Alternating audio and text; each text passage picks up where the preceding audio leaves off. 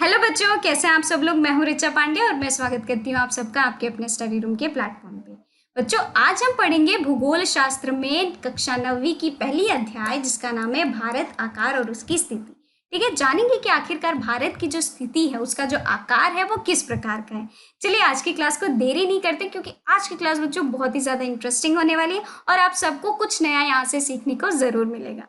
ठीक है, चलिए आगे बढ़ते हैं।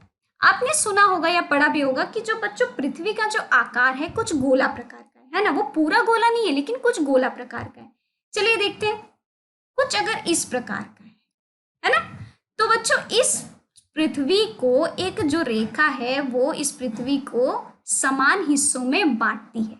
उस रेखा को हम क्या कहेंगे बच्चों? भू मध्य रेखा। ठीक है, क्या कहेंगे? भूमध्य रेखा। ठीक है बच्चों, अब जब आप ऊपर की तरफ ऐसे जाएंगे तो जो ऊपर का सबसे ऊपर वाला पार्ट होता है उसको हम कहते हैं उत्तरी ध्रुव। ठीक, और जब आप ऐसे नीचे की तरफ आएंगे तो जो सबसे नीचे वाला जो हिस्सा होता है इसे हम कहते हैं बच्चों दक्षिणी ध्रुव। ठीक है, दक्षिणी ध्रुव। ठीक है, ये हो गया बच्चों आपका नॉर्थ पोल और नीचे वाला क्या होगा बच्चों? आपका साउथ पोल। ठीक है, इतना समझ में आया। अब यहाँ पे बच्चों कुछ क्षैतिज काल्पनिक रेखाएं होती है। ठीक है, क्या होती है? क्षैतिज काल्पनिक रेखाएं किस प्रकार की होती है? आइए चलिए देखते हैं। तो बच्चों वो इस प्रकार की होती है। क्षैतिज जो काल्पनिक रेखाएं होती हैं वो कुछ इस प्रकार की होती है। ठीक है, ये इस प्रकार। ठीक है, इन रेखाओं को हम क्या कहते हैं बच्चों? आइए जानते हैं। इन रेखाओं को कहते हैं हम, क्या कहेंगे? अक्षांश रेखाएं। ठीक है,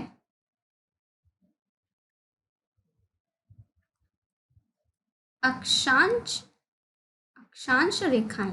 ठीक, इन रेखाओं को हम कहते हैं बच्चों अक्षांश रेखाएं। ठीक है, अब क्या होता है? इक्वेटर का जो डिग्री होता है बच्चों वो होता है यहाँ पे जो बांटता है ये जो भूमध्य जो रेखा है उसका 0 डिग्री होता है।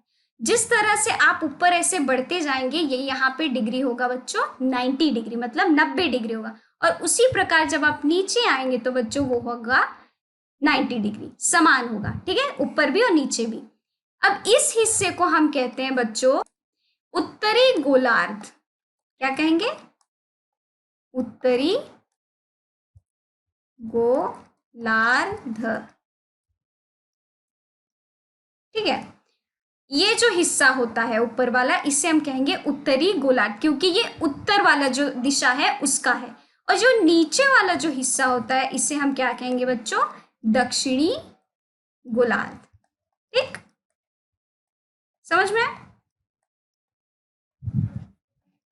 इसे हम कहेंगे दक्षिणी गोलार्ध क्योंकि ये नीचे का हिस्सा है। इतना समझ में आया अक्षांश के बारे में।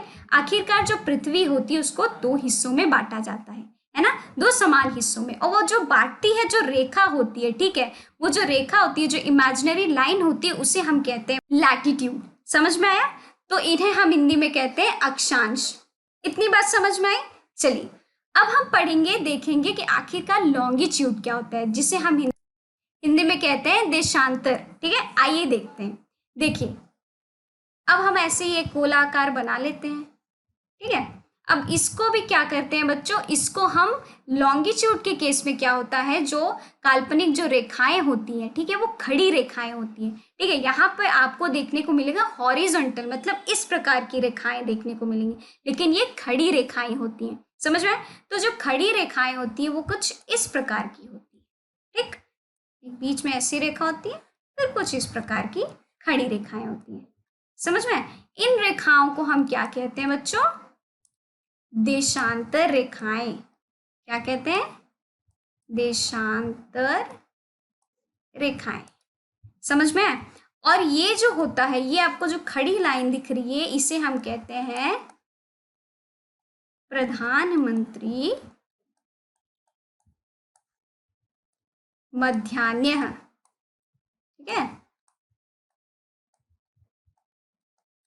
इसे हम कहते हैं बच्चों प्रधानमंत्री मध्यान्ह, जिसे हम कहते हैं इंग्लिश में प्राइम मेरिडियन। समझ में?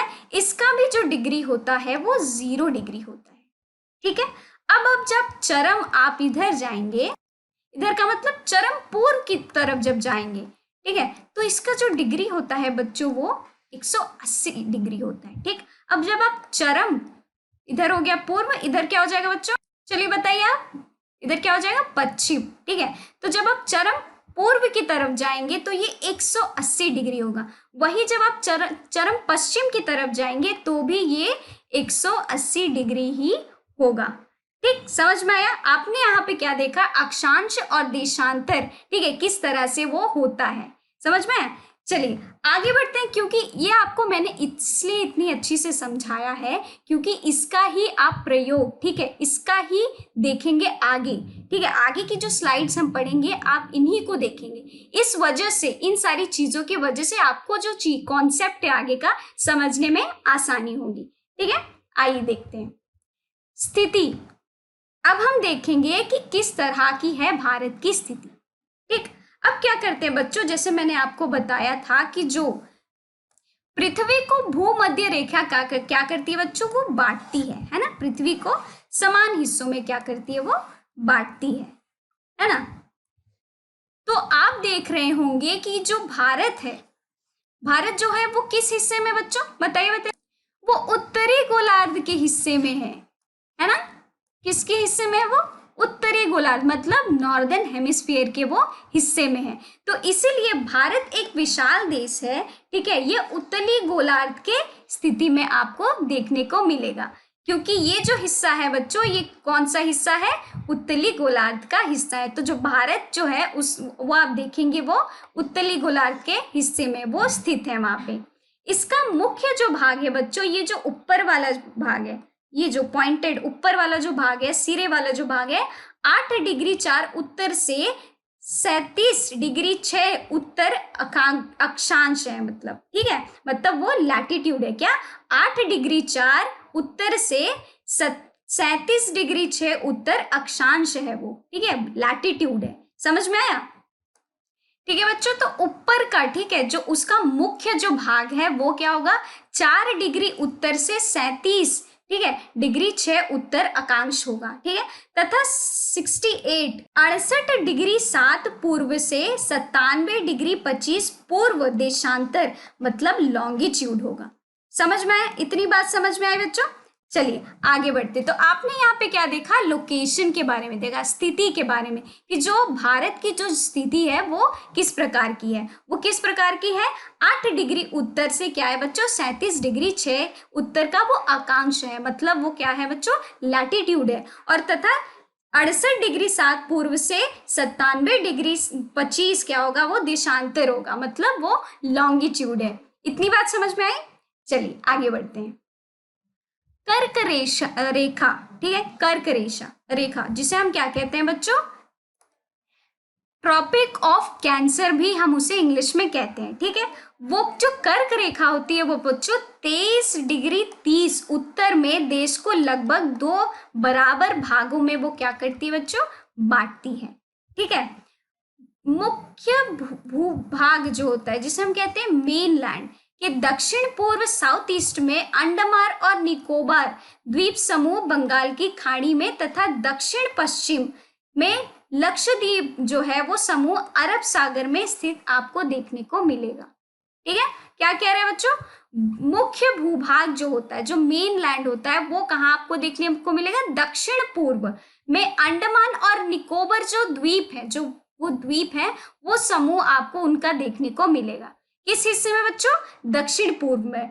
और वहीं बंगाल की खाड़ी में तथा दक्षिण पश्चिम में लक्षद्वीप, ठीक है, समूह अरब जो सागर में स्थित है, वो आपको देखने को मिलेगा। इतनी बात समझ में आई? भारतीय संघ राज्य जिसे हम कहते हैं इंडियन यूनियन का सबसे दक्षिणी बिंदु इंदिरा बिंदु है वो। ठीक, जो इंडियन यूनियन है उसका जो सबसे दक्षिणी बिंदु है वो क्या है बच्चों? इंदिरा बिंदु है। ठीक है, भारत किस महाद्वीप में स्थित है? क्या भारत उत्तरी गोलार्ध में स्थित है? आइए जानते हैं इसके बारे में। अब हम पढ़ेंगे बच्चों आकार, भारत के आकार के बारे में। भारत की स्थल सीमा जो रेखा है, लैंड बाउंड्री, लगभग क्या है बच्चों, 15,200 किमी, मतलब 15,200 किलोमीटर। और समुद्री जो तट है बच्चों, रेखा अंडमान और निकोबार द्वीप समूह तथा लक्षद्वीप समूह के साथ 7,516.6 किमी है। ठीक है, लैंड जो बाउंड्री है, जो सीमा रेखा है, वो कितनी है, 15,200 किलोमीटर। ठीक है, और उसकी जो कोस्ट लाइन है, समुद्री तट जो है रेखा, अंडमान और निकोबार द्वीप के समूह है, ये जो लक्षद्वीप के समूह के साथ आपको देखने को मिलेगा, वो है 7,516.6 किमी। इतनी बात समझ में आई? तो यहाँ पे हमको पता चल रहा है साइज, ठीक है, आकार के बारे में, भारत के आकार के बारे में। भारत के उत्तर पश्चिम, उत्तर तथा उत्तर पूर्व, ठीक है, सीमा पे नवीनतम वलित पर्वत, जिसे हम कहते हैं यंग फॉल माउंटेन, इस जोन में, किस जोन में बच्चों, इस जोन में आपको देखने को मिलेगा। ठीक है, क्या देखने को मिलेगा, नवीनतम वलित पर्वत, ठीक है, जिसे हम कहते हैं इंग्लिश में यंग फोल्ड माउंटेन, इस हिस्से में आपको देखने को मिले। कौन सा हिस्सा है बच्चों, उत्तर पश्चिम, ठीक है, उत्तर या फिर उत्तर पूर्वी, ये जो सीमा है, इस जगह पे आपको नवीनतम वलित जो पर्वत है वो देखने को मिलेगा, इसलिए यहाँ पे हिमालय जो है वो लिखा हुआ है। इतनी बात समझ में आए? इसके दक्षिण का भूभाग उत्तर में चौड़ा है, जो दक्षिण का जो भूभाग है वो उत्तर में क्या है बच्चों, आप देखेंगे वो चौड़ा है, और 22 डिग्री उत्तर अक्षांश, मतलब वो लैटिट्यूड से हिंद महासागर की ओर संकर, मतलब टेपर हो जाता है। इसके पश्चिम में अरब सागर तथा पूर्व में बंगाल की खाड़ी आपको देखने को मिलेगी। ठीक, पश्चिम में क्या आपको देखने को मिलेगा, पश्चिम में अरब सागर, और पूर्व में कौन सा आपको देखने को मिलेगा, बंगाल की खाड़ी देखने को मिलेगी। ठीक है, तो यहाँ पे हमने जाना बच्चों भारत के आकार के बारे में, मतलब भारत के साइज के बारे में। ठीक है, चलिए आगे बढ़ते हैं। अब आकार जो है वो और किस किस प्रकार का है, भारत के भूभाग का कुल क्षेत्रफल लगभग 32.8 लाख वर्ग किमी है। क्या है, भारत का जो कुल जो भूभाग है, ठीक है, वो कुल जो क्षेत्रफल है, जो एरिया है, लगभग 32 मतलब 32.8 लाख वर्ग किमी है। ठीक, भारत का क्षेत्रफल विश्व में कुल भौगोलिक क्षेत्रफल का 2.4% है। जो पूरे भौगोलिक क्षेत्रफल जो है भारत का पूरे विश्व में, वो है बच्चों 2.4% है।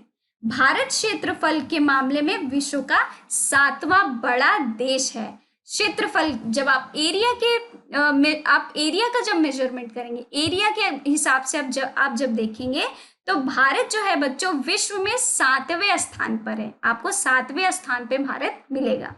इतनी बात समझ में आई? चलिए आगे बढ़ते हैं। देखिए, अक्षांश और देशांतर मतलब क्या बच्चों, लॉन्गिट्यूड और लैटिट्यूड जो है विस्तार लगभग 30 डिग्री है, परंतु फिर भी पूर्व पश्चिम का विस्तार उत्तर दक्षिण के विस्तार की अपेक्षा में कम प्रतीत होता है। ठीक है, पूर्व जो पश्चिम का विस्तार जो है वो उत्तर दक्षिण के विस्तार से आपको उस अपेक्षा में देखने को क्या मिलेगा, वो कम मिलेगा। समझ में आया? देखिए, क्या होता है कि गुजरात के अरुणाचल प्रदेश के स्थानीय समय में 2 घंटे का अंतर है। ठीक है, अतः 82°30 पूर्व देशांतर रेखा को भारत की मानक याम्योत्तर, ठीक है, मतलब हम उसे कहते हैं स्टैंडर्ड मेरिडियन ऑफ इंडिया। क्या कहेंगे बच्चों, भारत की मानक याम्योत्तर, ठीक है, माना गया है, जो कि उत्तर प्रदेश में मिर्जापुर से वो गुजरती है, मिर्जापुर से वो गुजरेगी। ठीक, तो अक्षांश का प्रभाव दक्षिण से उत्तर की ओर दिन और रात की अवधि मतलब ड्यूरेशन पर पड़ता है। समझ में आया? अक्षांश का जो प्रभाव होता है, ठीक है, लॉन्गिट्यूड लैटिट्यूड का जो प्रभाव होता है बच्चों, दक्षिण से उत्तर की ओर दिन और रात की अवधि में उसका जो प्रभाव है वो पड़ता है। ठीक है, इतनी बात समझ में आई। चलिए अब कुछ प्रश्न है। क्या है वो प्रश्न? भारत कितने देशों के साथ अपनी भूमि जो सीमा है वो साझा करती है? चलिए इसके बारे में हम आगे जानेंगे। ठीक है, जानेंगे कि आखिर किस प्रकार जो भारत है वो अपने जो नेबरिंग कंट्रीज है, ठीक है, भारत के जो पड़ोसी जो देश है उनके साथ वो सीमा जो है वो किस प्रकार साझा करती है। आइए जानते हैं भारत के पड़ोसी तथा विश्व। आइए अब हम पढ़ेंगे बच्चों कि भारत के जो पड़ोसी हैं वो कौन कौन से देश हैं, ठीक है, और भारत का जो संबंध है वो विश्व के साथ कैसा है। आइए जानते हैं। देखिए भारत का केंद्रीय स्थान कहाँ है बच्चों? भारत जो देश है वो कहाँ किस जगह पे पाया जाता है, उसका जो स्थान है वो किस जगह पे? आइए जानते हैं। भारतीय भूखंड एशिया महाद्वीप के पूर्व और पश्चिम के मध्य में स्थित है। भारत की जो भूमि है बच्चों वो एशिया महाद्वीप के पूर्व और पश्चिम के मध्य में, मतलब वो बीच में है। ठीक, भारतीय भूभाग एशिया महाद्वीप का दक्षिणी विस्तार है। ठीक है, भारतीय जो भूभाग है वो एशिया महाद्वीप का दक्षिणी विस्तार है, मतलब साउथवर्ड एक्सटेंशन में है। इतनी बात समझ में आई। चलिए आगे बढ़ते हैं। समुद्रीय मार्ग सी रूट्स। ठीक, हिंद महासागर में किसी भी देश की जो तटीय सीमा है बच्चों भारत जैसे नहीं है। तो ये क्या दर्शाता है बच्चों? भारत जो है वो बहुत ही यूनिक है। ठीक, भारत की इसी महत्वपूर्ण स्थिति के कारण एक महासागर का नाम इसके नाम पर भी रख दिया गया है। ठीक है, इंडियन ओशियन, ठीक है, जिसको हम कहते हैं। तो इस महत्वपूर्णता के कारण क्या किया गया बच्चों? भारत जो है उसका जो नाम है, ठीक है, एक महाद्वीप महासागर पे के नाम पे भी उसको रख दिया गया है। समझ में आए? सन 1869 में स्विस नगर के खुलने से भारत और यूरोप के बीच की जो दूरी थी बच्चों वो 7000 किमी कम हो गई। किसको खुलने से? स्विस नगर के खुलने से भारत के और यूरोप के जो बीच में जो दूरी थी, जो डिस्टेंस था वो 7000 किलोमीटर कम हो गया था। समझ में आया? चलिए आगे बढ़ते हैं। अब एक बुद्धिशीलता प्रश्न है। क्या भारत और श्रीलंका क्या है वो जुड़े हुए हैं? जब आप मैप में देखते हैं, ठीक है, तो आपको देखने को मिलता होगा कि क्या जो भारत और श्रीलंका है क्या वो जुड़े हुए हैं? तो इसको जानने के लिए बच्चों चलिए आगे बढ़ते हैं। भूमि मार्ग मतलब लैंड रोड। ठीक, भारत का विश्व के साथ बहुत ही पुराना संपर्क है, युगों युगों का पुराना संपर्क है भारत का विश्व के साथ। ठीक है, जैसे एक एग्जाम्पल लेते हैं हम चाइना। ठीक है, हमारी जो इतिहास है आप वहां पे भी जब जाएंगे इतिहास में भी देखेंगे चाइना के साथ हमारा जो संबंध था, ठीक है, बहुत ही ज्यादा गहरा था और बहुत ही अच्छा था। लेकिन करेंटली जो प्रेजेंट में हम देखेंगे वो उतना अच्छा नहीं है, लेकिन जब हम अपने हिस्ट्री में देखेंगे, इतिहास में देखेंगे तो वो काफी अच्छा संबंध था। ठीक है, परंतु यह संबंध समुद्री जलमार्गों की अपेक्षा भूभागों से होकर था। ठीक, जो आपका जो संबंध था वो ज्यादातर जल मार्गों, समुद्री जल मार्गों की अपेक्षा में भूभागों से होकर वो ज्यादा था। ठीक है, सी रूट से, क्योंकि पहले क्या होता था बच्चों, सी रूट द्वारा ही ज्यादातर जो सामान था, ठीक है, कोई भी वस्तु थे वो इंपोर्ट एक्सपोर्ट होती थी। ठीक है, सी रूट, तो सी रूट जो था वो बच्चों एक तरह का आप देखेंगे ट्रेडिंग जो था, ट्रेडिंग के पर्पज से सी रूट काफी ज्यादा महत्वपूर्ण था। इसीलिए आप देखेंगे जो संबंध है वो क्या इसमें यहाँ दर्शा रहा है कि समुद्री जल मार्गों से जो संबंध था वो काफी ज्यादा था। समझ में? उत्तरी पर्वतों के दरों से अनेक यात्री प्राचीन काल में भारत आए थे। उत्तरी पर्वतों के दरों से आप देखेंगे काफी जो प्राचीन काल में काफी लोग क्या थे, भारत में आए थे। जबकि समुद्री मार्ग बहुत ही समय तक ज्ञात नहीं थे, जबकि समुद्री जो मार्ग था बहुत समय से ज्ञात थे ही नहीं उनको।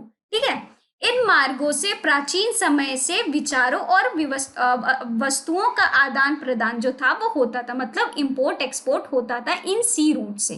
ठीक है, इतनी बात समझ में आई। चलिए आगे बढ़ते हैं। पड़ोसियों के साथ व्यापार, ट्रेड विथ नेबर्स। आइए जानते हैं। हिंद महासागर जो कि पश्चिम में यूरोपीय देशों और पूर्वी एशिया जो देश होते हैं उसको वो मिलाता है।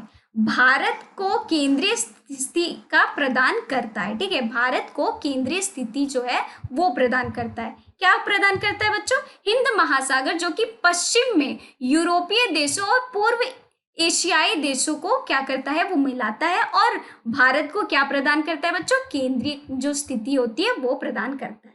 समझ में? देखिए, दक्षिण का पठार मतलब जो डेक्कन पेनिनसुला होता है, हिंद महासागर में शीर्षवत क्या होता है, फैला हुआ है, और पश्चिम एशिया, अफ्रीका और यूरोप के देशों के साथ साथ पूर्वी एशिया के देशों में भी से भी आप देखेंगे तट के माध्यम से ये निकटतम संबंध बनाए हुए हैं। कौन कौन बनाया हुआ है बच्चों? पश्चिम एशिया, अफ्रीका और यूरोप के देश जो हैं, उसके साथ साथ पूर्वी एशिया के भी जो देश हैं वो क्या, पूर्वी जो तट के माध्यम से निकटतम वो क्या है, संबंध बनाए हुए हैं भारत के साथ। समझ में आई इतनी बात? चलिए, तो हम यहाँ पे क्या देखेंगे कि ट्रेड जो है वो होता है, भारत के साथ ट्रेड होते आ रहा है, और ये आज नहीं हो रहा है बच्चों, वो हम देखेंगे पुराने जमाने से, पुरातन काल से ही ये जो ट्रेड है, ठीक है, व्यापार जो है वो होते ही आ रहा है भारत के साथ। समझ में है? चलिए, विचारों का आदान प्रदान और प्रभाव आखिरकार क्या है ये आइए जानते हैं। हमारे अद्वितीय मतलब यूनिक स्थान के कारण उपनिषदों के विचार, ठीक है, रामायण तथा पंचतंत्र की कहानियां, भारतीय अंक एवं दशमलव प्रणाली आदि संसार के विभिन्न भागों तक पहुंच चुके हैं। जब हम अपने इतिहास में जाते हैं बच्चों, तो हमारा जो इतिहास है वो हमें गर्व देता है। क्यों गर्व देता है? क्योंकि हमारे इतिहास में आपको ऐसी ऐसी चीजें देखने को मिलेंगी कि आप जो है वो चौकन्ने हो जाएंगे। ठीक है, जो हमारा इतिहास है काफी ज्यादा ही आपको अद्वितीय है, वो यूनिक है। ठीक, आप देखेंगे उपनिषद जो होते हैं, ठीक है, वेद पुराण आप जो देखेंगे हमारे जो भारत का है वो काफी ज्यादा महत्वपूर्ण है। ठीक है, इसीलिए, या फिर आप जैसे पंचतंत्र की जो कहानियां आप वो देखेंगे, ठीक है, दशमलव जो था वो भारत ने ही उसका निर्माण किया था, दशमलव की जो प्रणाली थी। ठीक है, काफी सारी जो चीजें हैं आपको देखने को मिलेंगी कि भारत से ही बाहर गई हैं, और आज जो बाहर देशों की जो बाहर देश है उन्होंने क्या कह दिया, भाई ये तो हमने ही इनका निर्माण किया है। ठीक है, लेकिन वो गई कहाँ से है बच्चों? भारत से ही गई हैं। कोहिनूर जो हीरा था बच्चों, वो भी भारत का ही हीरा है। तो आप देखेंगे जो हमारा जो इतिहास है वो हमें एक तरह का गर्व प्रदान करता है, क्योंकि हमारा इतिहास जो है वो बहुत ही ज्यादा अद्वितीय है, यूनिक है अपने में। ठीक, आप देखेंगे कितने सारे मसाले भारत से ही गए हैं। भारत में आप देखेंगे भारत को क्या कहा जाता है, सोने की चिड़िया कहा जाता है। ठीक है, क्योंकि पुरातन काल में आप देखिए भारत बहुत ही ज्यादा रिच हुआ करता था। ठीक है, बहुत अमीर हुआ करता था। यहाँ के जो राजा थे, ठीक है, जो महाराजा थे, उनके पास बहुत दौलत रहती थी। लेकिन जब से जो ब्रिटिश आए उसके बाद से भारत की जो हालत है वो दिन पर दिन क्या होती गई बच्चों, खराब होती गई। समझ में? तो मसाले, मलमल, ठीक है, मुस्लिम आदि कपड़े तथा व्यापार के अन्य सामान भारत से विभिन्न देशों में क्या होता था बच्चों, वो ले जाया जाता था। ये सारी चीजें भारत से वो जाती थी दूसरे देशों में। इसके विपरीत यूनानी स्थापत्य कला, ठीक है, ग्रीक स्कल्पचर जिसको कहते हैं, तथा पश्चिमी एशिया की वास्तुकला, ठीक है, के प्रतीक मीनारों, ठीक है, तथा गुंबदों का प्रभाव हमारे देश में विभिन्न भागों में भी देखा जा सकता है। आप देखेंगे कि जो पुराने जो ब्रिटिश थे या जो भी आए, पोर्तुगीज आए, ठीक है, डचेस आए, वो क्या थे, अपने अपने कुछ मुगल जो आए थे वो क्या करते थे बच्चों, वो इमारतें जो थी वो सारी चीजें तैयार करते थे अपने अपने जमाने में। ठीक है, वो कुछ न कुछ अपना निशान जो था वो छोड़ के जाते थे। तो ये सारी जो चीजें आज भी हमें देखने को यहाँ पे मिलती है। समझ में आया बच्चों? चलिए आगे बढ़ते हैं। फिर अब एक प्रश्न है, ठीक, क्या है प्रश्न? भारत के भूगोल ने विचारों और संस्कृति के आदान प्रदान में किस प्रकार की सहायता की है? किस प्रकार की सहायता की है बच्चों? आइए आगे बढ़ते हैं। भारत के राज्य और केंद्र शासित प्रदेश, ठीक, राज्य और केंद्र शासित प्रदेश जिसे हम कहते हैं यूनियन टेरिटरीज, ठीक, भारत का जो दक्षिण एशिया में एक वो महत्वपूर्ण स्थान है। आप देखेंगे भारत का दक्षिण एशिया में एक बहुत ही महत्वपूर्ण स्थान है। भारत में कुल बच्चों 28 राज्य हैं और 9 जो है केंद्र शासित क्या है, यूनियन टेरिटरीज है, मतलब केंद्र शासित मतलब यूनियन टेरिटरीज 9 है। ठीक, अब आप बोलेंगे बच्चों कि 28 राज्य हैं, तो ये जो यूनियन टेरिटरीज है वो 9 क्यों रह गए? क्यों ना जो 9 यूनियन टेरिटरीज है जो केंद्र शासित है उन्हें भी राज्य क्यों नहीं बनाया गया, वो यूनियन टेरिटरीज क्यों है? तो आइए हम इनके बारे में जानें। तो बच्चों कुछ जो यूनियन टेरिटरीज है जो केंद्र शासित जो 9 आपको देखने को मिलेंगे, जिनमें से कुछ कुछ जो है बच्चों आप देखेंगे काफी ज्यादा छोटे हैं। जैसे कि आप अंडमान निकोबार ले लीजिए, वो बच्चों काफी ज्यादा छोटा है, तो उसे जो राज्य जो है हम राज्य का दर नहीं दे सकते। ठीक है, आप देखेंगे उनका जो कल्चर होता है, आप देखेंगे कुछ देशों का जो कल्चर है, ठीक है, जो केंद्र शासित जो देश है उनका जो कल्चर है वो भी अलग होता है। तो एक ये भी रीजन है, ये भी कारण है जिसकी वजह से हम क्या उन्हें घोषित नहीं कर सकते राज्य में। ठीक, आप देखेंगे कि कुछ जो देश हैं वो बहुत ही ज्यादा दूरी में है भारत से, बहुत ही ज्यादा भारत में ही है, लेकिन भारत के जो राज्य है उनसे काफी ज्यादा दूरी में है। तो हम एक इस वजह से भी क्या करते हैं बच्चों, उनको राज्य घोषित नहीं कर सकते। तो और भी कई सारी चीजें हैं जो कि आती हैं, इस वजह से हमने क्या किया है, 9 केंद्र शासित राज्य के हैं और 28 जो है वो बच्चों वो राज्य हैं। ठीक, ये कुछ यूनियन टेरिटरीज जो कि 9 में है और 28 जो है वो राज्य में है। इतनी बात समझ में है? चलिए आगे बढ़ते हैं फिर। भारत के राज्य और केंद्र शासित जो प्रदेश हैं बच्चों, आइए हम उनके बारे में पढ़ते हैं।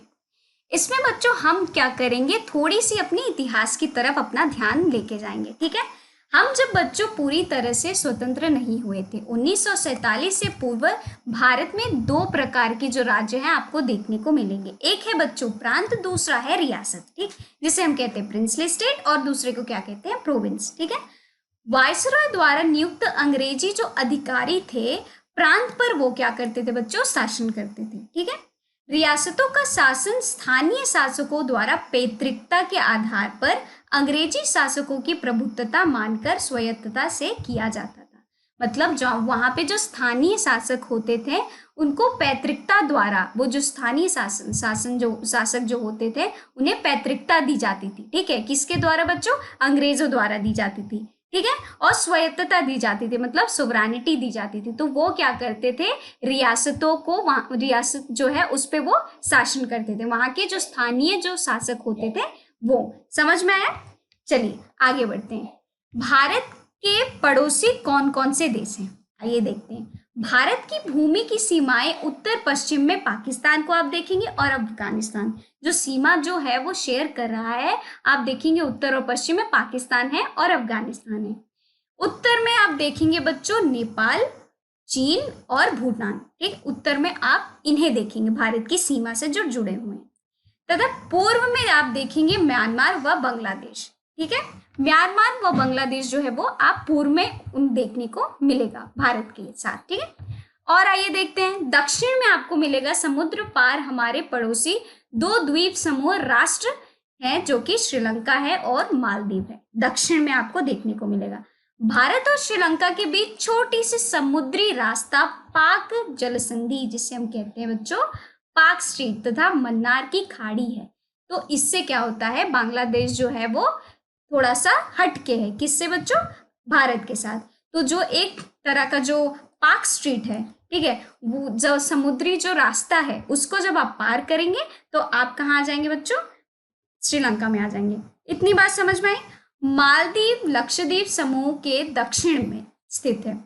मालदीव जो है और लक्षद्वीप है, आप देखेंगे समुद्र के दक्षिण जो स्थान होता है, दक्षिण का जो एरिया होता है उस स्थान पे आपको देखने को मिलेगा मालदीव और लक्षद्वीप। समझ में? चलिए अब एक प्रश्न है बच्चों, क्या है वह प्रश्न? सूर्य उदय अरुणाचल प्रदेश के पूर्वी भाग में गुजरात के पश्चिम भाग की अपेक्षा 2 घंटे पहले क्यों होता है, जबकि दोनों राज्यों में घड़ी एक ही समय दर्शाती है? चलिए स्पष्ट कीजिए।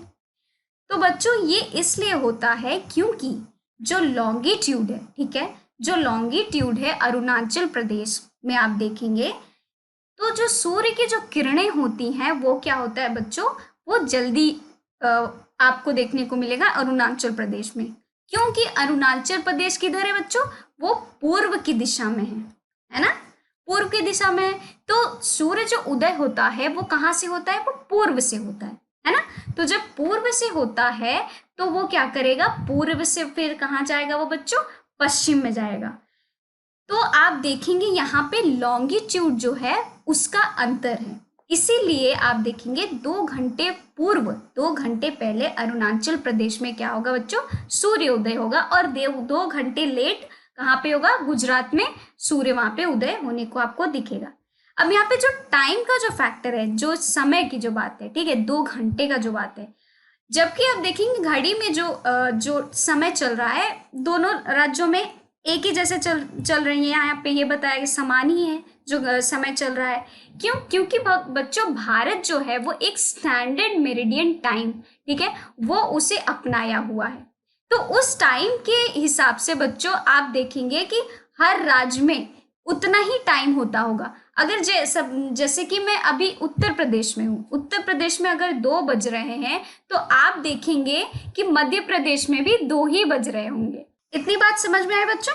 चलिए आगे बढ़ते हैं फिर।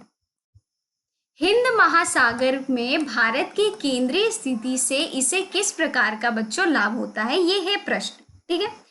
कैसे लाभ होता है बच्चों, क्योंकि हिंद महासागर के पास में होने से भारत क्या करता था बच्चों, हमने देखा था अपने पिछली स्लाइड्स में कि वहां पे जो आदान प्रदान है और जो विचार है वो उनका क्या होता था बच्चों, लेन देन होता था, है ना। और जो हम व्यवसाय करते थे दूसरे देशों के साथ, वो भी हमारे लिए क्या होता था, बहुत ही इजी हो जाता था। तो इसीलिए ये जो है हिंद महासागर के पास भारत का होने से इस प्रकार का इसे लाभ होता था।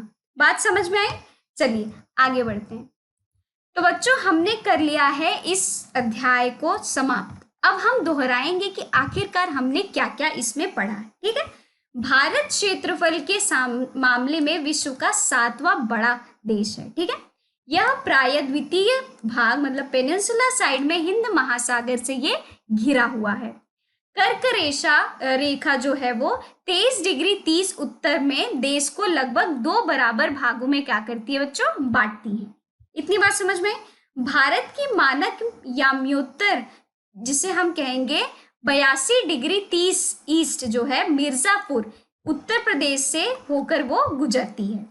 भारत में 28 राज्य हैं और कुल 9 जो है वो केंद्र शासित क्या है बच्चों, क्षेत्र है। इतनी बात समझ में? भारत के पड़ोसियों में पाकिस्तान, अफगानिस्तान, चीन, नेपाल, भूटान, म्यांमार और ये जो सारी देशें हैं वो आपको देखने को मिलेंगी। श्रीलंका हो गया, है ना, मालदीव हो गया, ये सारे जो देश हैं वो भारत के क्या है बच्चों, पड़ोसी देश हैं, ठीक है। चलिए आगे बढ़ते हैं। भूमि और समुद्री मार्गों के माध्यम से शेष विश्व के साथ अपने संपर्क में के कारण भारत का जो केंद्रीय स्थान है वो आपको देखने को मिलेगा, ठीक है। भारत की कुछ भौगोलिक विशेषताएं जैसे कि पर्वतीय दर्रों माउंटेन पासेस ने युगों से विचार और सांस्कृतिक आदान प्रदान को क्या किया है बच्चों, सक्षम बनाया। जैसे मैंने बताया था सांस्कृतिक आदान प्रदान हम करते हैं, विचारों का आदान प्रदान करते हैं, और हम क्या करते हैं बच्चों, जो ट्रेड है, ठीक है, व्यवसाय जो है वो भी करते हैं। इतनी बात समझ में आई? चलिए तो करते हैं आज की जो क्लास है उसे बच्चों यहीं समाप्त करते हैं। मिलते हैं हम अपनी नेक्स्ट क्लास में, ठीक है। तब तक के लिए आप इस चैप्टर को, इस अध्याय को रिवाइज करते रहिए।